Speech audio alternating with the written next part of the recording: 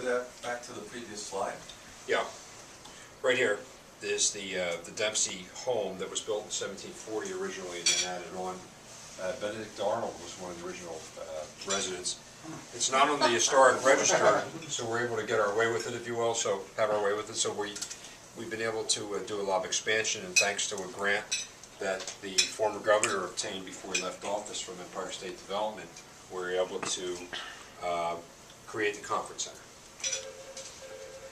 center. Then in August, in space that is also on the ground level toward the garage area, we opened our first wound care center with 2 hyperbaric chambers, and this fellow whom we recruited from San Diego, California, Dr. Gary Willard, has been doing a great job working with those very complex wounds that so many of our patients come in with. So, then in October, in the new North building at the rear of the campus, we opened again on grade, on ground level, so it's convenient to the parking, it's day lit, our new physical and occupational therapy space. And we have 3 certified hand therapists in the occupational therapy department. There are only 7 in the entire state of New York, and 3 of them work here in Hudson Valley, so we have an extensive rehabilitation function. Then the parking garage, you know, ironically, it's probably the most well-received aspect of the whole project, but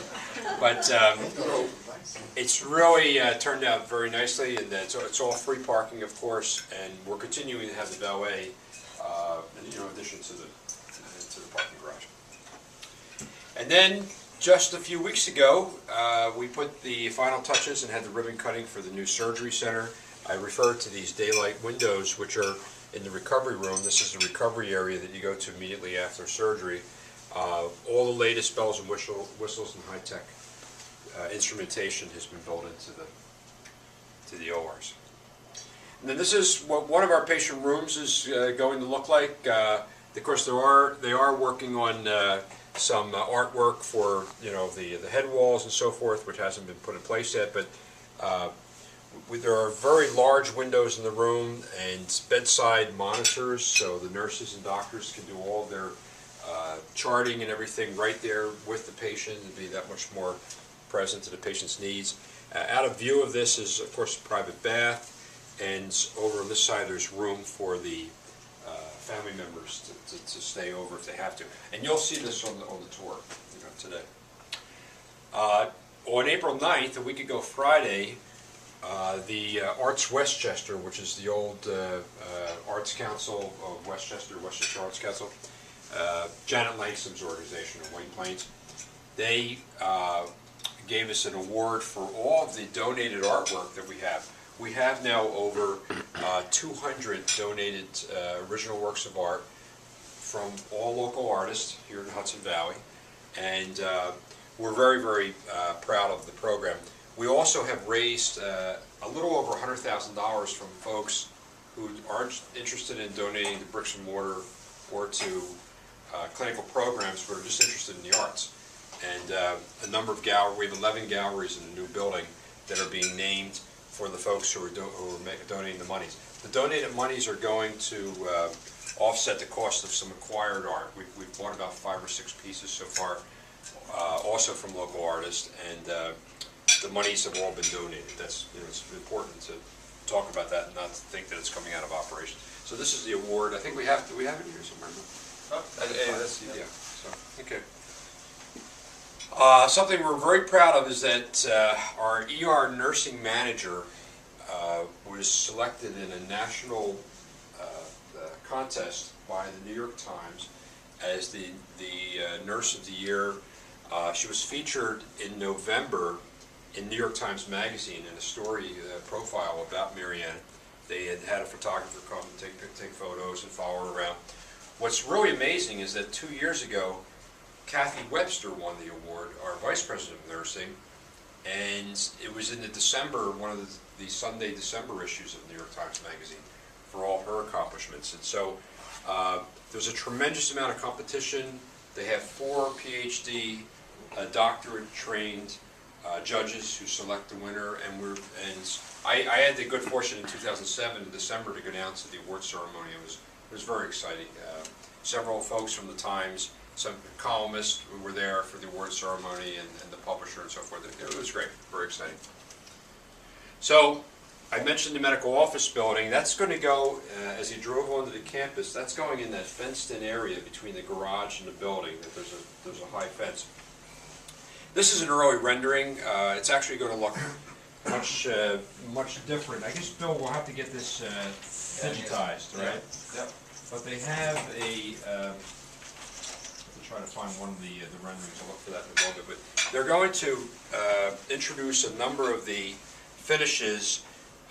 We cannot afford to continue that limestone that the architects put on the tower, but there's a kind of a fake limestone, if you will, that can be used for the fascia. It's made out of dry bit. Dempsey House. There's your home. Yeah, why don't you hold that up, Bill? That's all right. That's the Dempsey House. Yeah. That's Dempsey House. Beautiful. Isn't that pretty? It is. It really is. So ground floor, cancer center, and second and third will be available for physician offices, and then we'll finally be finished with the majority construction on the campus. Will any of the physicians from across the street be moving over here? Or We're no? talking to cardiology, to orthopedics, Right. and they haven't quite said whether they're going to come in or not, but it's the perfect place. You don't have to move your car. They go to the ER frequently. The cafeteria's here, so. And John, where is that in relation to this? Okay, as you drive onto the campus, That's Where we park the car. yeah. Oh, where the car, okay. Oh, that's where it It's- is? It's a phone, it's by the We've garage. been using this thing for many years now, but this, I'm sorry. As you drive onto the campus here, and you start to go around the loop road here, as soon as you come in, here's the garage, and this building goes in this space right here, Oh, okay, right. okay? And then, you continue out. As you continue out, you'll see we're going to have a temporary road right through this physician parking lot because the elevation has to be built up. So we're closing this weekend and putting the Jersey barriers up to get everybody on and off the campus. So, And you said there's a traffic light that's going to go, right? well, there was discussion about taking our exit road and lining it up with Lafayette Avenue. Right. In other words, moving this exit road. Right, over. right, over.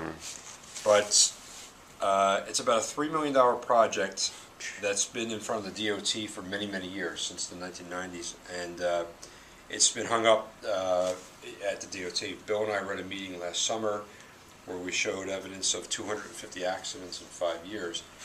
But they still weren't convinced that we need the... we couldn't believe the attitude that... They said we were whining. Yeah, they accused us of whining. What?